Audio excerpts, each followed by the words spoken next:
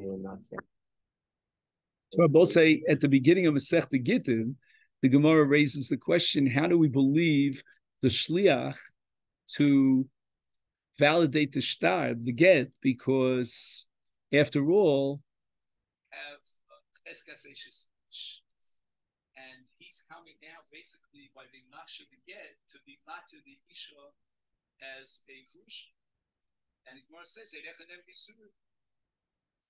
which means that we're only dealing with Isur v'heter. We're trying to be matir this isha and remove the Isur eishes ish, and we believe 1/8. So the Gemara says, wait a minute, we only believe 1/8 if there's no cheskas Isur.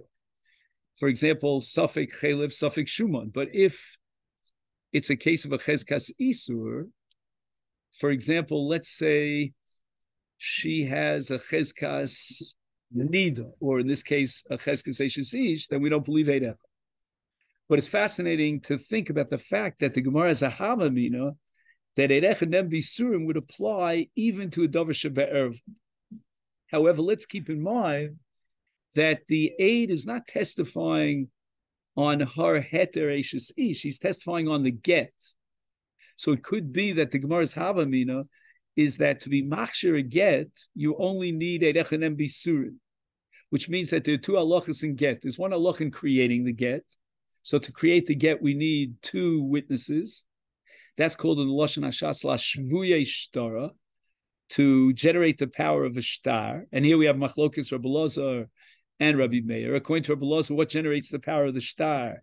It's the Shnei Edim Masira. When you give the shtar over to the person who's zocha in front of two Edim, that creates the shtar. And according to Rabbi Meir, Edi Chasima Karsi means the Edi Chasima create the shtar. So Ech Shaloya, whether you accept Rabbi Elazar or Rabbi Meir, we need two Edim to create the shtar. And that's halach in shtaros. There's no such thing as a shtar without lashvuye shtar. To generate a shtar as an edus with all the power of a shtar, you need two Edim. But now you want to clarify and defend the kashrus hashtar against the taina that maybe it's not written lishma, maybe there's a ziyuf in the signatures. For that, we already can accept one aid. So in other words, the one aid is going to testify to be mavarer that this shtar is a valid shtar. The creation of the shtar requires two aid. Everybody see that? That's an important distinction. Two different dimensions. There's one halach of creating a shtar, and then there's another halach of being mavarer that shtar is really a valid shtar, and to protect the shtar against any possible argument of pasus hashtar. So to create the shtar, we need what? Two edim, minimum, according to everyone. But to be mavarer the kashrus of the shtar, the Gemara suggests the possibility that one aid would be sufficient. So in terms of biur hashtar, one aid is sufficient. But in terms of creating the shtar and effectuating the same shtar as aidus, we need two aidus.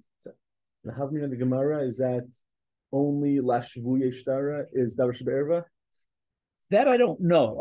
The Gemara really doesn't mention davar shebe'erva. The Gemara mentions davar shebe'erva only secondly. Firstly, initially, the Gemara says eidech nem bisurim. And then when the Gemara is bringing it down to the issue of davar shebe'erva because it's a cheskes eishes ish, then the Gemara quotes and invokes the halach of ein davar shebe'erva pachs mishnayim. But initially, the Gemara was thinking about the birur of the shtar as a shtar that was written lishma and it was signed authentically without any forgery. And that birur, the Gemara thinks, has the status of eidech and nem bisur. The Gemara then says, but wait a minute, you're being matir a woman that has a cheskes eishes ish. And then the Gemara invokes the principle of ein davar shebe'erva pachs mishnayim. But just in terms of the flow of the sugi, the shakla v'tarya on daf beis amid beis, at what I call Shlav Aleph, before the Gemara invokes the halach of cheskes eishes ish, at that point the Gemara is differentiating between two halachas, between la shvuye shtara, which requires two edim, whether it be the edim Masira, according to Rabbi Elazar, or the edei chasim, according to Rabbi Meir, and then a second halacha of birur kashrus hashtar. And the Gemara understood that birur kashrus hashtar comes under the halacha of eidech nem bisur. Okay. And then the maskana? Maskana is that you have a problem here, because how could the shliach be believed against the cheskas iser when eidech nem bisurin only applies in Safek Sofik Chaylev, Sofik Shuma. With the absence of... So it's not a maskana about shtar. It's not that the eight is playing a different role in shtar. Okay. Now, last week, we spent a lot of time trying to figure out what is the source for this principle called Eid Echad Nev B'Isurim. Now, Rashi in certain places seems to assume it's a svara. Otherwise, how could I run my kitchen and so forth, my family?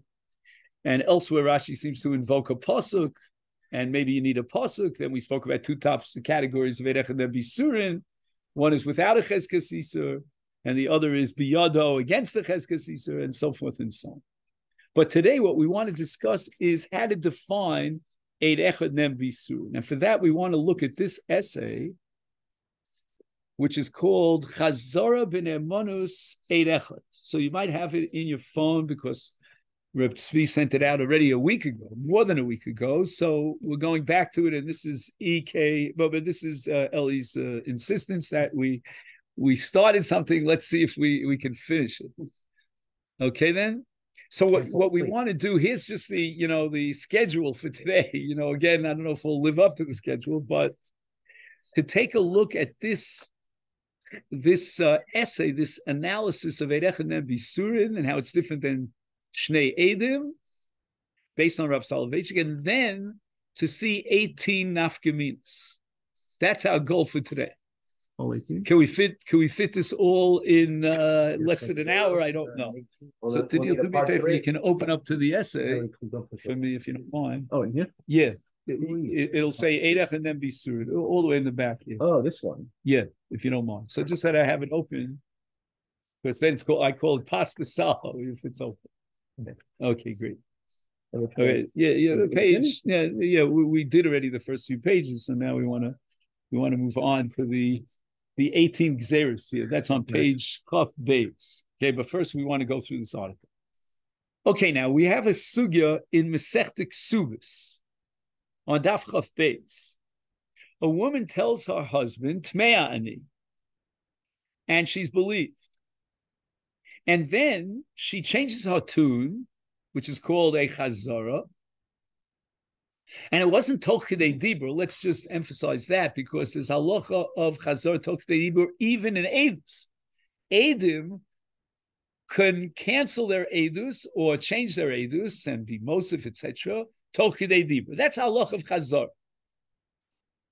On the side, you should know that this halacha of chazara applies even to brachas, like the birchas hanen, which means, let's say you accidentally thought you were drinking shechar, and you started the bracha of shahachal, and then you changed your mind because you realized you were holding yayin and it wasn't shechar. You could change it to bar pri hagafen even after you said shahachal niya b'dvara. Why? Because of chazara. So that's called toch k'dei dibur. But now we're not talking about toch k'dei dibur. On Sunday she comes in and she says tmei ani. On Monday she comes in and she says, you know what? I only said it because I was very weak that night, if you know what I mean. And the Gemara says that, at least according to Rav, she's believed. Meaning, there is chazara on her testimony that she was tmeya. Again, you have to add two conditions, as we'll see in a minute in the name of the Ran. And condition number one is that she gives us an amasla, which we'll explain, right? She explains why she said what she said. And condition number two, she did not testify in front of a bezdin. When she said Tmei ani, she said it beino leveino.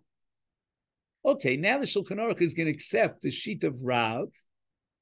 And as you'll see here in Siman Aleph, at the very beginning of Yoredeah, he's going to paskin that the same halacha that we saw in the case of Amasla of Tmei ani will apply in the case of a Tabach, who gives us reason to believe that the shechita was psula, and it was a nevela, and now he comes back and he says, oh, I only said it so I wanted to push off all the buyers so that I would be able to purchase this wonderful piece of meat, correct?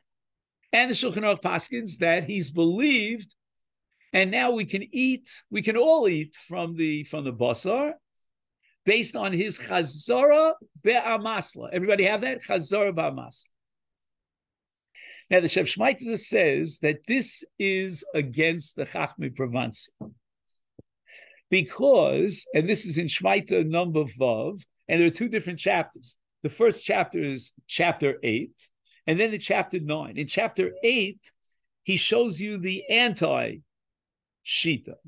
of the Chachmei Provence, and then in chapter number 9, he presents the shita of the Ran, which is reflected in the Sugi of Rav, in Ksubis, and in the Psak of the Shulchan Aruch. So what do the Chachmei Provencia say? Kol heicha derachmana hemne kishnayim. Once the Torah accepts the Eidus of Eid Echad, it is upgraded to the status of what? Shnei Eidim. What does that sound like? Ula. This is mamish another application of Ula's principle, which we studied in Yevamis more than once. Called Makom Shemina Bo Torah Eid Echad Arekan Shnayim.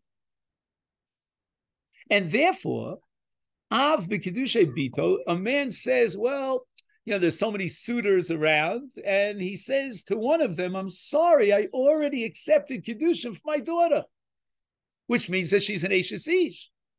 And the Torah believes him. Now he comes back, and he says the whole thing was a bluff. I only said it to push off the suitors, and that's called Chazar Yidei Masla. Say the Chachmei Provence, he's not believed. Says the Shef Shmaitita, and again, we're not sure if the conclusion of the Shef Shmaitita is absolutely ironclad. Maybe, there may be a leap of faith here in the Shef Shmaitita, but he assumes, the Shef Shmaitita, that the exact same principle formulated by the Chachmei Provencia with regard to a father who testified initially that he married off his daughter, now he changes the tune, and he's Choser B'Masla, the same halacha would apply to Eid Echad and Bisur. And to the same extent that a father is not believed to cancel and negate his original statement, and it's liacher k'dei dibur, so that his chazar ba'masla is not accepted according to the Chachmei. So too, in the case of a tabach, or in the case of a woman who says tmeani, her chazara or his chazara with an amasla is not going to be accepted. So that the Shef Shmaitita sees an exact parallel between the Chachmei Provencia in the case of an Av who changes his tune with an Amasla to the other cases of Eid Echad and Bisur that we mentioned. That's all in Perek Ches. Now we fast forward to Perek Tes, and he quotes the Ran. The Ran in Perek Tes says that, we paskin like Rav in the Gemara Ksubis, and therefore Eid Echad and Bisurin is believed to be Choser Bo B'Amasla. And that's exactly what Rav said. Because Rav was talking about a woman who said Tmeya, now she gives an Amasla, and she's believed. And we paskin like Rav. And that's the Shita of the Ran.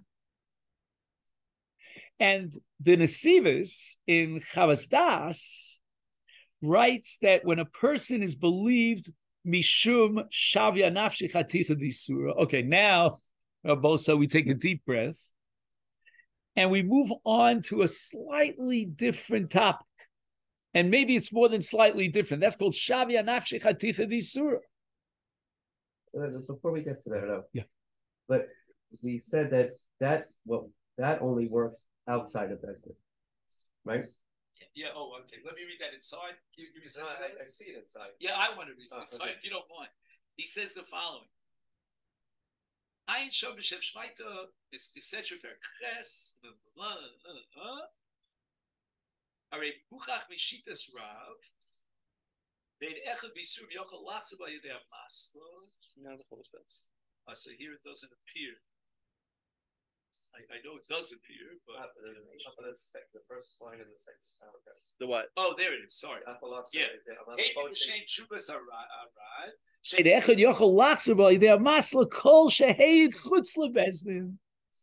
So doesn't that imply that we're not dealing really?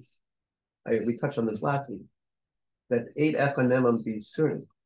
We're not really dealing with Edus. Right. That's going to be the essence of this article. Okay. But the Ran is telling us, not explicitly by implication, that even Eid Echad is Eidus, if what?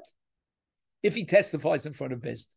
So that means that Eid Echad is Nem Bisurin without Eidus, and that's why Chazorah operates with Amasa. But yet, that same Eid Echad Nem Bisurin lends itself to Eidus. It could become Eidus. And that's why I said before that the Shef Shmaita in the earlier Perek maybe taking a leap of faith, because in the case of an Av, he may have testified in front of Bezdin, or alternatively, even if it wasn't in front of Bezdin, his testimony might have an upgraded status of an Eidus Mamish.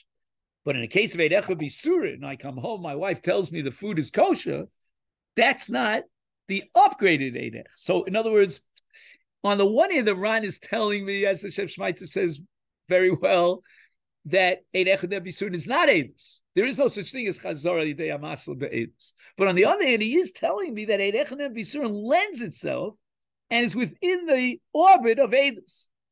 For example, if the Eid Echad testifies where? In front of Bezdin. There is a Kabbalas Eidus vis-a-vis Eid Echad B'Isurin. Bezdin could be Makabal as Eidus. And once having done so, we're going to apply the principle of Kevin Shehig and Shuvah and Chosam. Magid, there's no Chazor Yidei Amasel. Yes, it didn't Bezdin, not in Eidus. In Bezdin, you don't I don't allow know. What can I tell you? wishy-washy flipping back and forth. Possible. You know what, Daniel? You always come up with a whole new perspective, which I respect tremendously. He's got an unbelievable mind. So he comes up with a new perspective. But the pashtus is that Eid Echad could testify in front of Bezdin. And on this point, I wrote an essay. If you ever want to read it, I published it in one of those journals. In any event, so getting back to our issue, there's an amazing footnote here from Rabbi Nachum Gnak. He oversees this whole project of the OU to publish the Rav's Torah. And he says the following. This is footnote number 72. The Shef Shmaita has established that Eid Echad Nem B'Isurin, according to the Chachmei Provansia, could not be believed with Chazal Yidei Amas. Correct? And they were talking about the case of the Av with Kedushay Bito. And he says the following: L'chora, zet toli b'machlokas harishonim, im Eid Echad B'Isurim dino kishnayim o lo. We're going to soon see that there's some Rishonim, that's what this essay is all about here in the Otzer Yunim, who maintain that Eid Echad B'Isurim is upgraded to the status of what? Of two Eidim. And this is going to lead us in just one moment to footnote number 73. And we're going to put the two notes together to create one entity. Now, how do we paskin on this issue? We have, according to the Shef Shmaita, Machlokes, Rishonim, Shvin Chachmei Provansia, and the Ran, as to whether or not Eid Echad B'Isurin is believed with the Chazor al Yidei Amas. So if you take a look at the last line in the second paragraph, he says, Uladino Kaimal and Karav, and that's the Shulchan Aruch that we opened with in Siman Aleph. Shaper Yochel Eid Echad B'Isurin Lachzerbo al Yidei Amas. However, if you take a look here on the bottom of your page, the Shef Shmaita says that maybe Rav holds that the nemonus of the Isha comes under a different category entirely. And that's called Shavya Nafshei Chaticha Disur. Now, with Ora, at first glance, Shavya Nafshei Chaticha Disur is just another way of saying, or another application of the general principle of Eid Echad B'Isurin. But it's not. And there's a fundamental difference between Shavya Nafshei and Eid Echad B'Isurin. Eid Echad B'Isurin means unbelieved klapi acheret. It's an objective nemanus that has an impact on others. Not so in the case of Shavya Nafshei. Shavya Nafshei means that for the whole Welt, it's mutter. But for me, it's awesome. So, for example, if Ruvain shechts an animal, and he says it's a kosher shchita, comes along Shimon, he says, I saw the shchita, and it's not kosher. That's already Shavya Nafshei Chaticha D'Isura. The shochet himself is believed under the klal of biyado, and that gives him a special upgraded nemanus. No one would be believed against him. Let's use Ula's kind of logic that it's Eid Echad against Shnei Eidim, and it's not a hakosh. But that person, we'll call him Shimon, who testifies that the shchita was a shchita treifa, an avela, he can't eat the meat. And his nemanus is lagabe atzmo. Ad kedei kach, the Ktsos wants to claim that it operates midin neder. It's as if he took a neder on the basar, that it's a cheftzah d'isura for him. So therefore, the Shef Shmaita wants to suggest that, you know what, when Rav says that she's believed to give it a masla after she already said Tmeya, that means she's believed to remove Shavya Nafshi Chaticha Disura.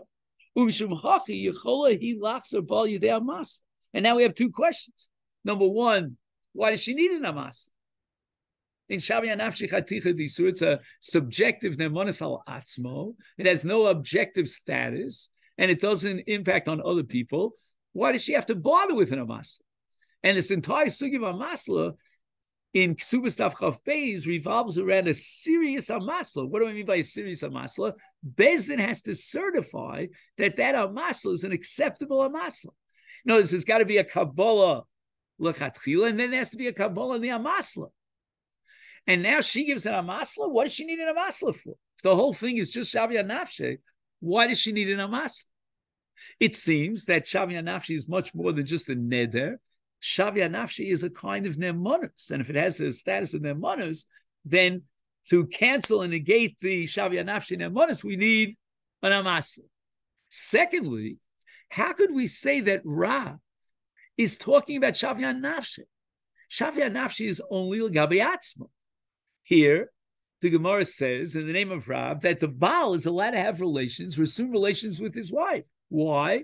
Obviously, she's believed. And that credibility goes way beyond the halach of Shavya Nafshi Chaticha D'Isura. So if you take a look here, he says the following. Mishum hachi yecholahi lachzer b'al yidei amasla. It means that according to the Shef Shmaita, it's very possible that even Rav would agree that in the case of Eid Echadem Bisurin, there's no chazara al yidei amasla. Where do we find that Rav accepts an amasla? That's only with regard to what? Shavya Nafshi Chaticha D'Isura Lefizei Yitochen Sheikar Machlokas Rav. Oh, so now we have to ask ourselves, so what is the Machlokas Rav and Shmuel? After all, if Rav agrees that in Eid Echadem Bisurin there's no chazara, it's only in Shavya, then what is the machlokas between Rav and Shmuel? Lo Eid Echad Bisurim Neman Lachzer Bo Yidei Amasla. Even Rav agrees that there's no chazara Yidei Amasla. Elem Isha Shavra Tmei Min Emenes Midin Shavya Nafshi O Midin Eid Echad Bisurim. And at this point, I raise my hands. I don't understand what's going on. A woman says Tmei. Is that Eid Echad Bisurim or is that Shavya Nafshi? The truth is, it's both. With regard to herself, okay, she wants to retract her statement, it's Shavya Nafshi, she could do that.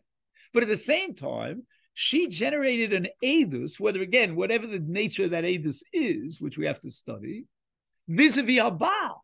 And now she's a Surel Baila, because she said Tme'ani.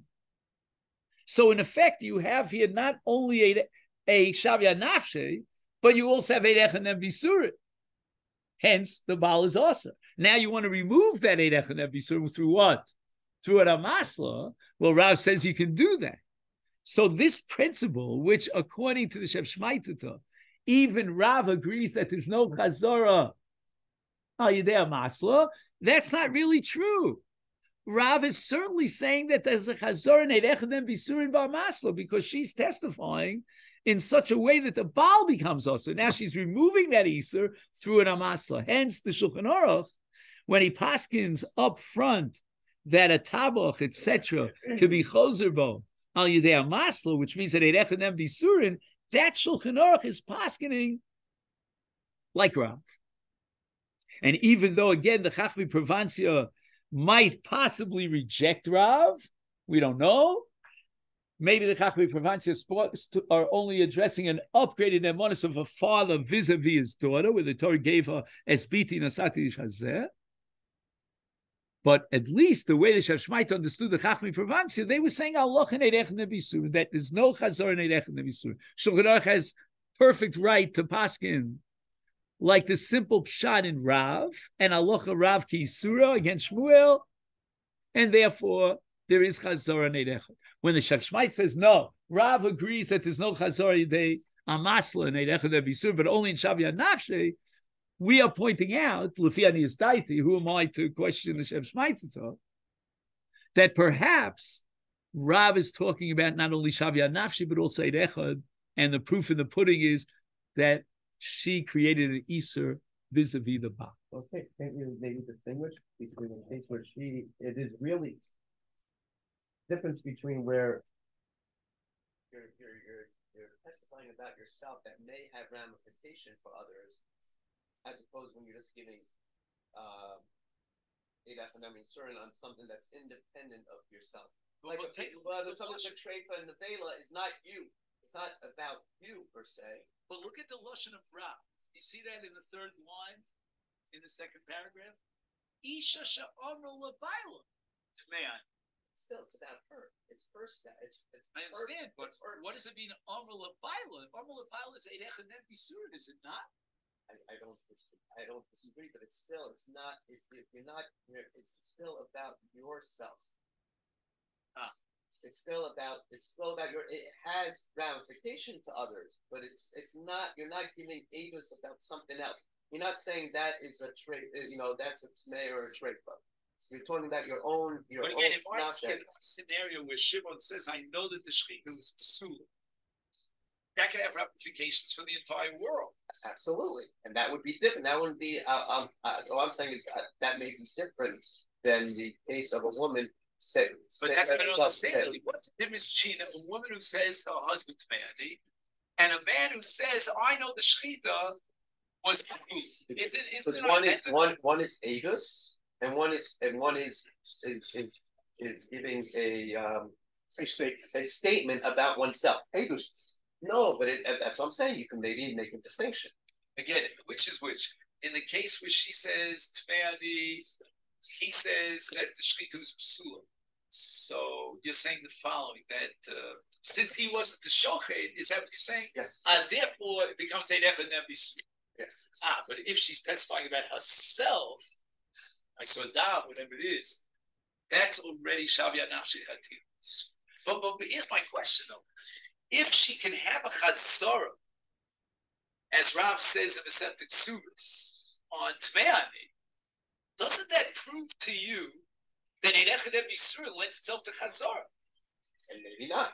Why? Maybe it was always Shavya. Right. Maybe when you're but yes, without the Amasla, he would be also correct. Absolutely. So if he would be Asr Aleha because of her statement, how could she remove that East with an Amas?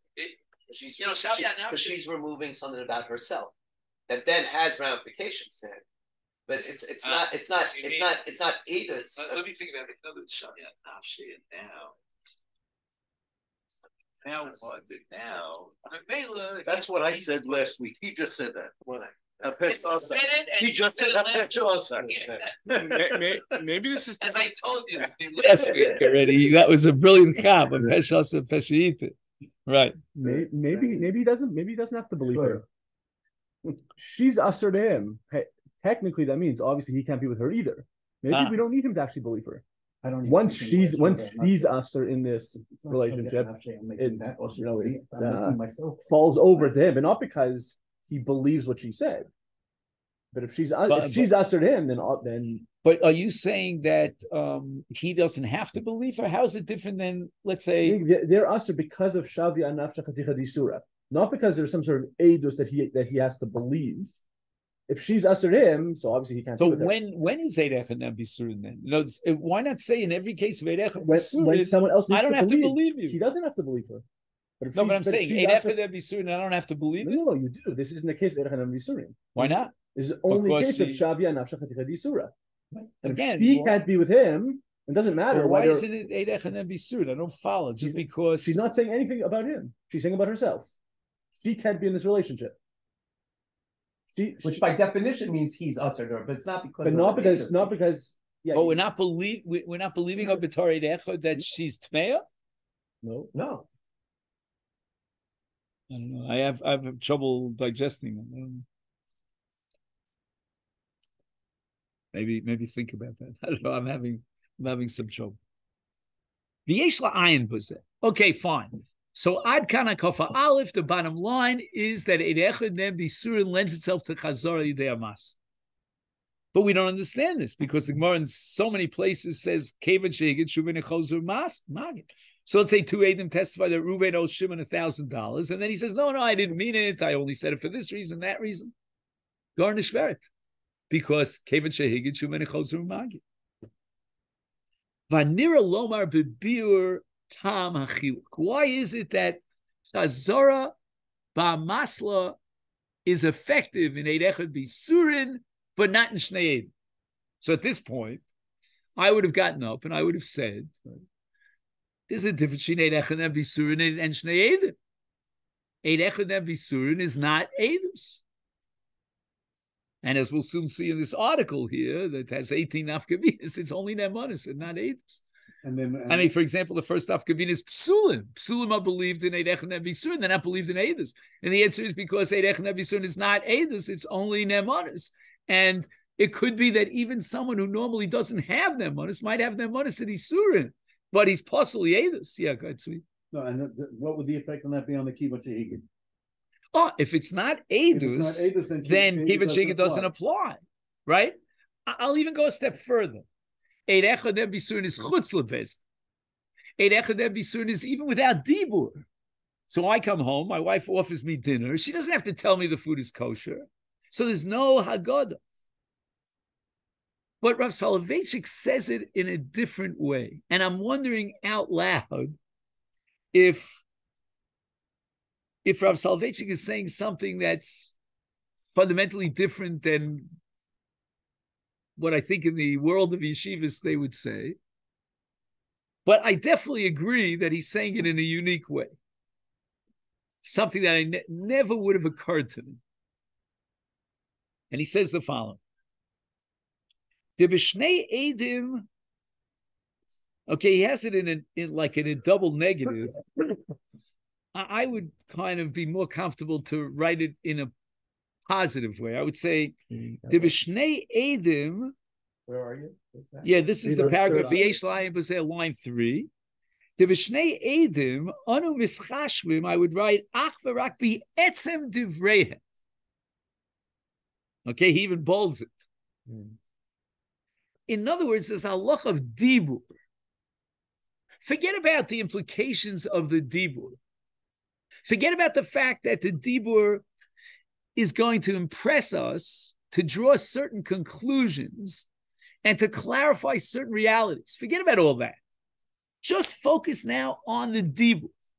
In Yiddish, we would say, Alts lichten dem dibur. You might be totally convinced by the Chazor Ba'masla that what the Eidim said before is not the case.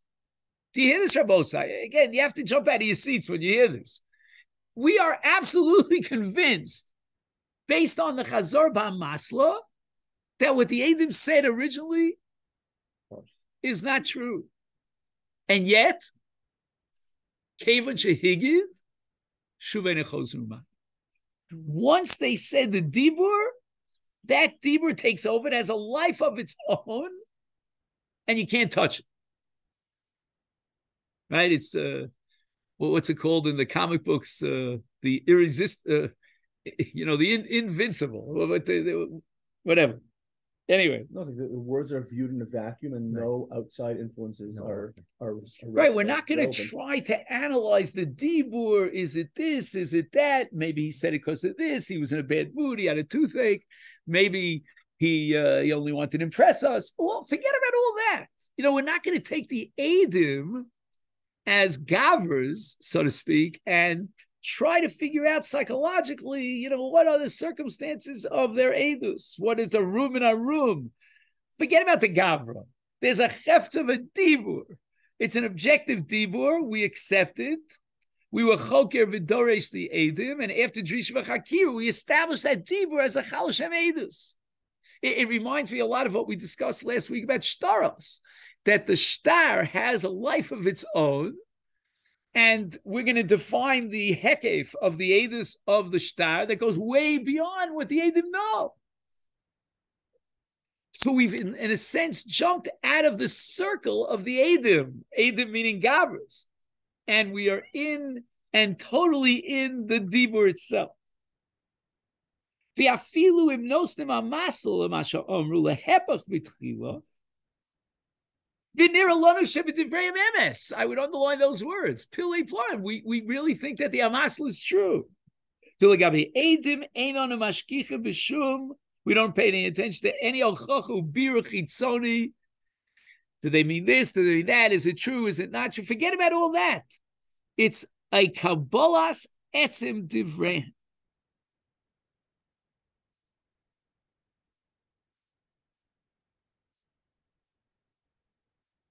So in the footnote here, he points out that there are various cases where we want to believe an aid based on a meat. Like if the aid was not telling the truth, then he could have fooled us in another way. Garnish vert. It's not worth a dime. All we care about is the dibur, and whether you can be convinced 1,000 times over that the dibur is emes, doesn't matter. So, for example, he has a case of nogea ve'edus, right? So nogea ve'edus, even though he took a shmua dorais that he was telling the truth, and even if he had a migu that he was telling the truth, the Torah says it's got to be makaimi dover and not it has to be makaimi dover, not bali dover, right? The nogea ve'edus is the baldo. Famous Ravid about nimtzach and mikar. Anyway. So now we get to Eid Echad Nem Bisun. I have a problem with that. Maybe it's my professional biases.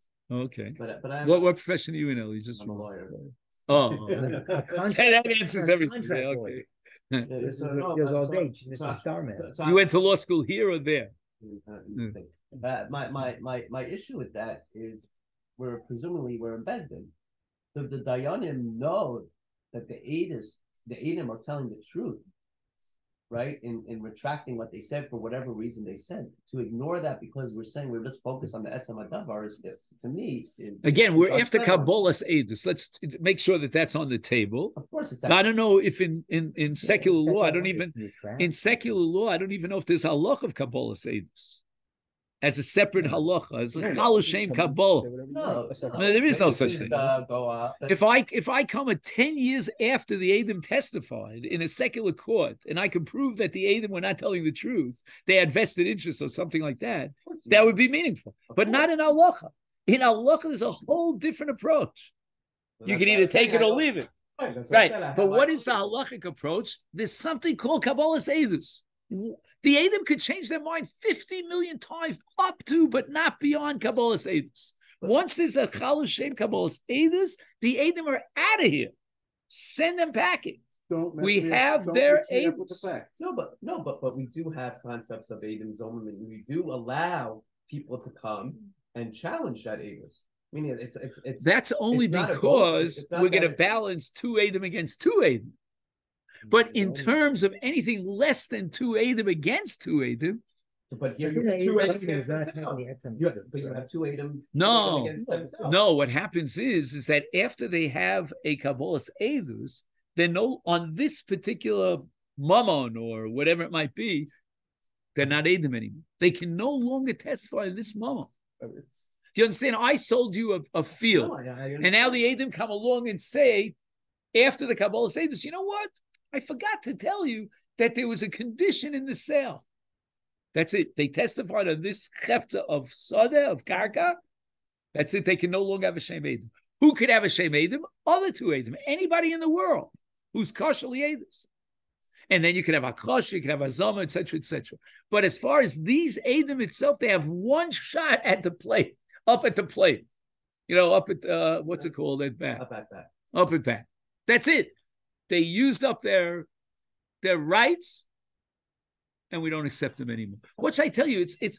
It operates within a certain mechanical framework. You see, I don't know if secular law, and again, I'm not saying it l'shvach or l'gnai, I'm not trying to compare, but I don't know if in secular law operates with these kind of principles that are very, very mechanical.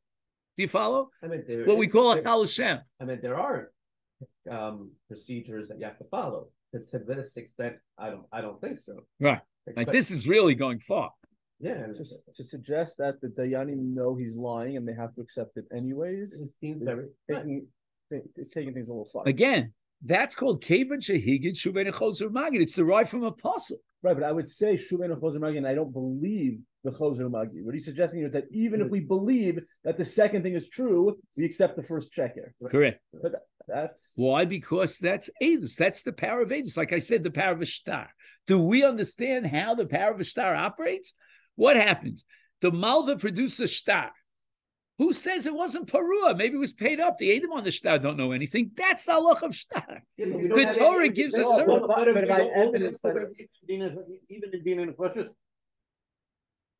Even in Din Nefesh. Even in Din Nefesh. Even in Din Nefesh. So we would know somebody that he didn't do it. Again, the Edom could stand there for 10 years. And back and forth and back and forth. But at some point, we've got to end the story. Finito, as we say in Italian. At some moment in time, the Edom complete their Edom. We can give them 10 years to declare and back and forth and excuses and not, and yes, no, and maybe so. But at some point, the door closes on the Edom. That's how the Torah works. Presumably, if they know this to be true, they'll find it. I mean, if technically we can't. Now, I don't know, Eli, if in, again, you'll tell me as a lawyer in secular law, but in halach, there's something called a din meruma. Are you familiar with that? No. Again, it's a very complex halacha, but if the dayanim know, and they have reason to believe that the Edom, you know, the famous story of the Vilna Gaon, there was a case where two Edom testified on an amazing amount of money, and you know, the Dayanim felt that, you know, something wasn't kosher here about these Edom, but they couldn't get him on anything. So they invited the Gaon in, supposedly, I don't know if the story is true, and the Gaon took each aid separately and asked them to tell the story. And after he walks out of the second aid, he looks at the two Edom and he says, bunch of liars, you're going to be in deep trouble. And all of a sudden the Edom, you know, like they fall prostrate on the ground. So they ask the Gaon, how do you know? He says, it's impossible for two human beings to say exactly word for word the same thing. That's called a din meruma. Again, I'm not learning now Sanhedrin, although I teach Sanhedrin tonight, but we're learning about Baba Machteres, all of that. But in Sanhedrin, there's something called a din meruma. Now, would a din meruma apply in a Kevan Shehiga with an Amasa? I don't know. Honestly, I'm just pleading the fifth. You really have to be a orangutan in the sugya of din meruma. Now let's talk about Eid Echad and Isurim. Says the Rav. Ach, you have it second line. Ach le'inyan emunas Eid Echad eina davar kein. Sha'ikar b'Eid Echad eino etzem dvarav. Do you see how the Rav is formulating something radically different than what I said? I said that Eid Echad and Isurim is a matter of nemanis, which means either he's believed or he's not believed. Well, if he gives us an amasla, so we tip the scale and we know now that she was never tmeo, the bossa was never trade. But the Rav is saying something different here. His language, again, to the extent that this is an accurate presentation,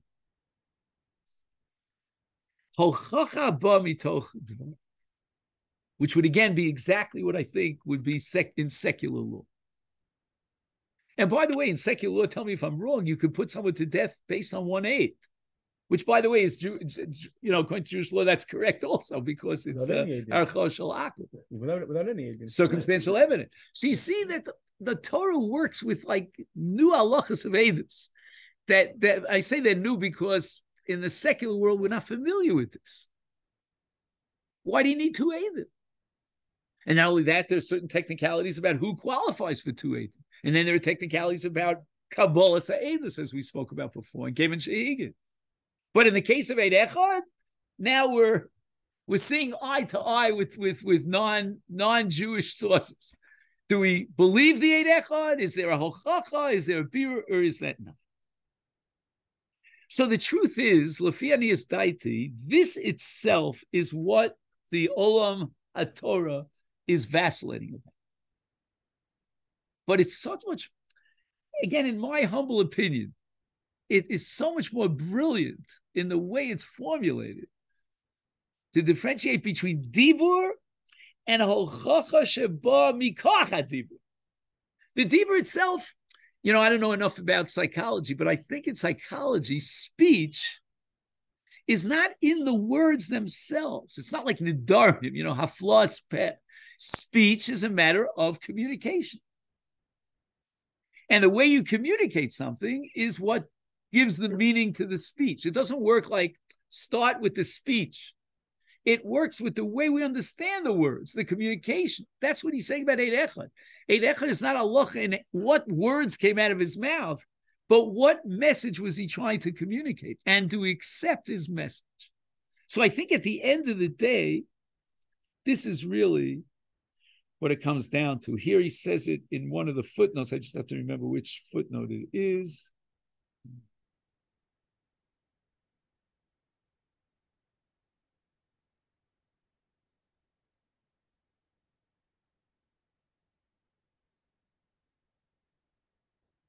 Okay, now of course I'm not, but it doesn't matter. Isn't this maybe even further? When it's only the hochacha haba mikoch, or maybe it could be the exact opposite of what he thinks he's trying to give aid or the ne'emanus about. He says something. The only thing that matters is what the outcome that comes out of it. He doesn't know the halacha. He thinks saying this is going to make it kosher, but saying it is actually what makes it not kosher. And that's by the Isurim. Right. Could be. I don't have the exact case, but you're right. I'm trying to understand what he means by the words. It's the hochacha haba mikoch. I mean, it's the outcome is the only thing that matters. It's not the word. It's not necessarily the words that came out of his mouth. But again, I think the word hochacha means the way we understand it. Do you follow what I mean? Hochacha means what conclusions do we derive from his dibur? And for that, I need arum and arum. I have to consider many, many different factors. One of them, which is probably primary, is Chazor al Yedei Amas.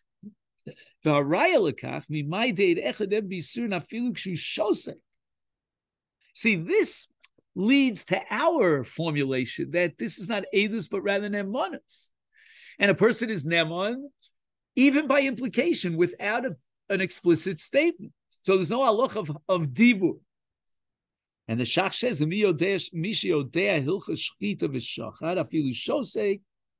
is we assume that he shechted karon. Yeah, I think what the Rav has done, I think, is brought the world of Eidos into the world of Shtar, made them much more similar. In other words, removing the content from the person, it enters the docket of Basin, and the person's removed. Enters Shtar, what of Basin? Enters Basin. Oh, I thought you added a word. Docket. I don't know what the name is. I don't know if it's a technical. It enters. How do you spell it? D-U-C-K-E-E-T. C-O-C-K-E-T. Did I use it correctly? I don't even know. It enters Basin, and then you're done. The Shtar also, right? It's removed from the Eidim. So there seems to be a similarity between how Eidos work and. But my point is that it's not something that necessarily is intuitively correct. It works within a mechanic structure of halacha. Halacha does have a mechanical structure. You want to know why the Eidim Zomimim are not believed against the Eidim Hamazimim. So you can say 50 million Sfaris, but at the end of the day, it's a mechanical structure. We believe the Mazimim, we don't believe the Zomimim. So the Ramban wants to say that they're Nogeim V'Dovar, blah, blah, blah. But even after as everything is said and done, and you could probably find millions of examples of this. Why is it that, for Shchita Kshera I have to avoid 5 Psulei Shchita? What's the difference? All right, he took a little nick here, a little cut here. But the halacha works within rules and regulations.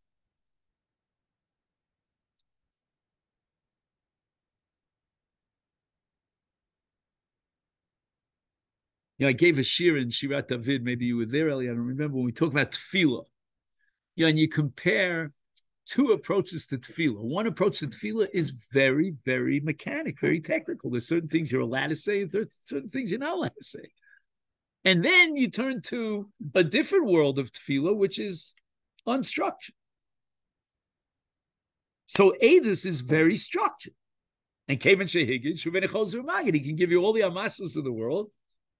The Eidos still stands on its own. Eid Echad Bisurin is a whole different story. That's already Dini Hochacha. If it's Dini Hochacha, which we're trying to clarify what exactly was going on over here, then if the Eid Echad, gives us a very good Amasla, the Shulchan Aruch Paskins, and it's based on Rav and Ksubis, that he could be Choser. V'chein muchach mimashe posek ha'machaber, she'im heid Eid Echad ala shochet, she'shochet shlo kahogen, v'halah, halah means the shochet mashkisho, Eid Echad b'akchosh alav klubu. Again, this also seems to be a very mechanical halacha. The afa eid mutalecha b'shchitaso v'kanu lahaba. Now, who came first in to testify? The one who came first was the one who said shelo kahogen, and he's testifying that the meat is treif. At that point, you should accept him, and then if the shochet wants to be makish him, it's eid echad b'akchosh, and we're back to a suffix whether we can eat the meat. And now we're saying, and even the aid himself, who was the first one to testify that this is non-kosher meat, he's allowed to eat the meat. Ubir shamataz. Again, this is not intuitively. I mean, again, what would you say intuitively? Why is he the first one to testify? I don't know. He got there first. That's all. But the shochet himself, if you just like you spoke about before, when you come home and your wife gives you a meal, gives you something to eat. It's correct. Without even stating it, there's no haggadah necessary. Right. So let's say the shochet was, he's shechting many animals, and we don't know. He didn't take a pause between one animal and the other. Ubir shamataz b'shem amari. I guess what he's saying is, absent any statement to the contrary, you assume that his shechita. That's the shachs in the previous line. Right. His shochet is right. That's what Tzvi was pointing out. Right. The shach already established that if he didn't say anything, he's basically saying the shechita was ksher. And that's there already. But why doesn't matter who goes again? First? We're gonna. Why should it matter who goes first? I would. Love klum. Doesn't matter who goes first. Shouldn't matter who goes first. Would it? Well, I don't know. When you say Eid Echad b'akchosh, I thought you meant that you accepted the first aid, and now the second aid cannot be makish the first aid. No, I think you're saying that the Eid Echad, both are hukash. No, but I'm asking in general. When I wake you up in the middle of the night and I say to you Eid Echad b'akchosh alav klum, don't you understand that since one aid has already established his eidus, that's considered like shnayim, and therefore the second aid cannot be makish. Is not considered. But here we're going in the opposite sequence. That's what he points out. L'chor tzarich iyud. Amay machashvin es hashochet kishnayim. He's assuming the shochet. V'lo es ha'ed arei ha'ed heid b'tchila. So once we accepted that aid, unless you say, like we said before, that is an implicit aid. This is the fact that the shochet didn't say. Okay. Oops. All right. So Tzvi, you could have written the next paragraph. That's what he's saying. Okay, Tzvi. I always tell Tzvi that he's the Rashka Bahar, because he always comes up with the answer before I get a chance to present the answer, which is great. Well, you think you should just that he's running me out of business because he doesn't need me. You just think he's photocopying and posting it. He's really reading it beforehand. I see. El al korchak tzarich loved the whole shochet nemen al shchita. So the mela kol sheshachat v'lo omar tov b'ferishes now. Okay, I tried to whatever. Hareu ki'ilu made right. The etzem shtikaso. Now wait a second. We just finished saying that this is dibur, and kevin shehigid shuven echozumagid, and now you're telling me the shochet didn't say a thing. He was absolutely silent. Nothing came out of his mouth. Maybe to dramatize it, we'll say he's a cheresh, not a cheresh, a yodel, what do you call it? But he's just a mute person. But he's an elam, right? But he's kosher l'shchita. An elam is kosher l'shchita. So obviously he didn't say a word. He's an elam, and yet we're going to take him as if there was shnei edim here. Eid echad b'akchosh alav klum. Why? The afagav the shochat. The etzem shtikasam have a birav chach. Yeah, the only thing is, okay, it's birav chach, but why is he considered kishnayim? So I'll give you a worse question.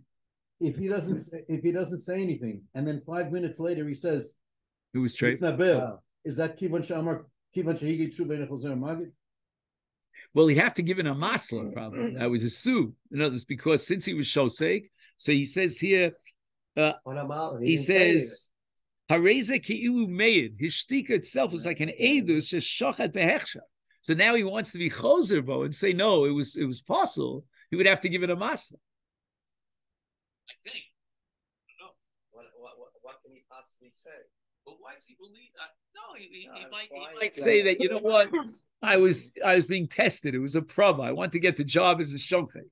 So therefore, I didn't want to say anything. But now you're about to eat the meat. I got to tell you something. The meat is straight. Yeah.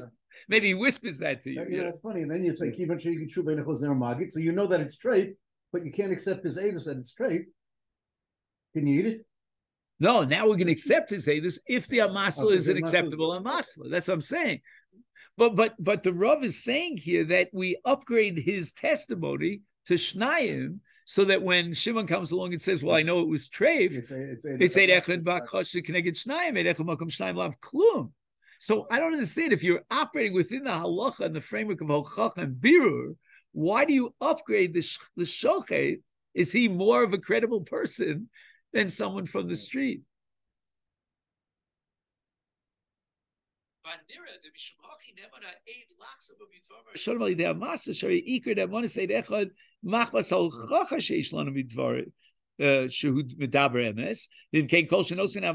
And we accept his amasla is niralanu shehu divrei emes, that his amasla and his chazara is emes, is shaper yesh lanu lahamin afal lamino afal pishu makish dvar rishon yesh lahosif the shiny edus hol v'yesh ba din kabbalah b'fnei bezdin Mimela shenigmarim divrei edus. When is the final gemar of edus? It's kabbalah. Harei nigmara kabbalah sama edus, and therefore he now is setting up a new Maisa Agada. And the Torah says you don't have a new Maisa Agada once you've already completed your Maisa Agada.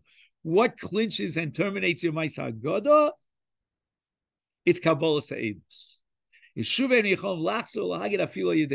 Why? Because now he's starting with a new Maisa Agada. He's already completed his Maisa Agada. The Leka Halacha Shel Kabbalah Sa'edus B'nei Bezdin. Again, we were Medaik in the Ran, that theoretically Eid Echad lends itself to Kabbalah B'fnei Bezdin. Is therefore, if we have an Umdana V'Chacham fine, then we can accept it as Eidus. And if he changes his mind with an Amasla, then that's okay.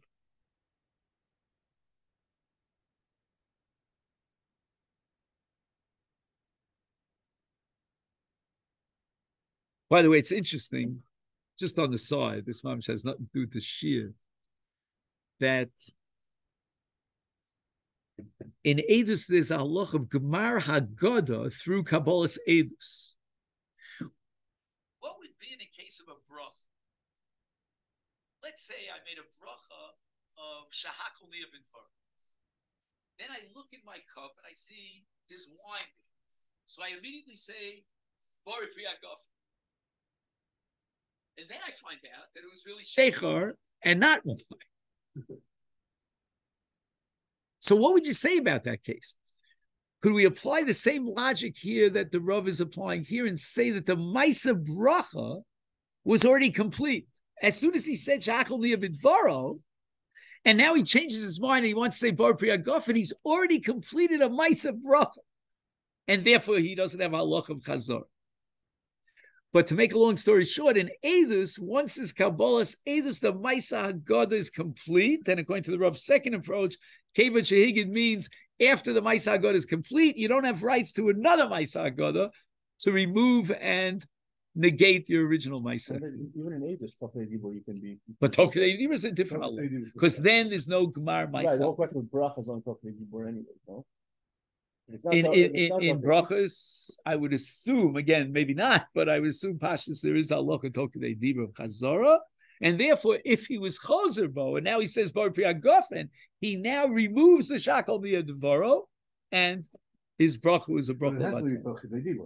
If it wasn't Tokei Dibur, then it's B'chal HaHefsek between the bracha and the eating. Right. And no, it was saying something else. If it's not Tokei Dibur, then there's a Gemar bracha, and his Maisa bracha is complete, and therefore there's no Chazar. And here also in Shnei Edim, once there was a Kabbalah of Eidus Alidei Bezdin. That's the Gemar Maisa Agoda, and there's no room for Chazorah even with a Ramas. But in Eid Echad Nebisur, there's never, ever, ever a Gemar Maisa Agoda. The aid could speak from now until the end of time. Why? Because there's no halach of Kabbalah's Eidus B'fnei Bezdin in Eid Echad Nebisur. Now, Rabbosai, before you leave, we're going to go through 18 nafkaminos. Okay, then. So now again, Ellie, you're going to say, well, let's continue another week. And I'm not going to argue with you. You know, you guys, you gentlemen will have to decide if you want to go through these 18 nafkaminos, or you can do it on your own. Would Rashi say, would Rashi just ignore all this based on his svara? Why are we stepping into this minefield of Eidus? I don't remember which Rashi you have in mind. Just if you could just jolt my memory. Right, the Rashi that this is all meetings. Svara. It's all Nemanas, right? Would he hold that?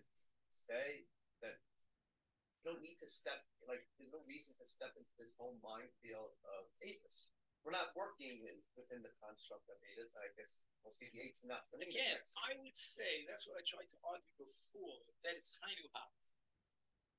I think the Rav is giving a deeper and more profound and more precise definition of the difference between Eidus and Nemanis. What is that? Or why? What is Nemanis and what is Eidus?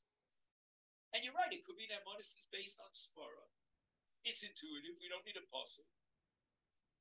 But why is it so radically different than Eidus? Why not just say the Torah accepted Eidus with two Eidim, and in certain areas the Torah accepted one Eidus if it was two Eidim, and it's all Eidus. But the answer is, says Rav Soloveitchik, that the Nemanis of an Eid Echad is not b'Torah's dibur, mikoch hadibur, but how do we understand what he's telling us? What's the hochacha? What's the birur? Therefore, Chazor Alidei Amasla is meaningful. And I don't think that's against Rashi or against anyone who would say that Eid Echad Nebisur is based on intuitive logic. No, it's a line. But I think the Rav is sharpening it with a very sharp knife. Really, do you follow what I mean? Yes. You know, I always say the mashal. I don't know. I don't think it's mine. I don't remember who says this mashal. That brisk. What does brisk give you? What did Reb Chaim give us? You can come to a meal and eat the meal, or I can give you a fork, a knife, and a spoon. Today it's more sophisticated. I give you 3 different spoons and 3 different forks and 3 different knives and so forth. In other words, brisk gives you the tools to define the halach. And I think this is an excellent example. Because you could talk about Eidus and Nemanis from now till doomsday, but I don't think you're defining it precisely with the terminology and the tools. And that's what I think.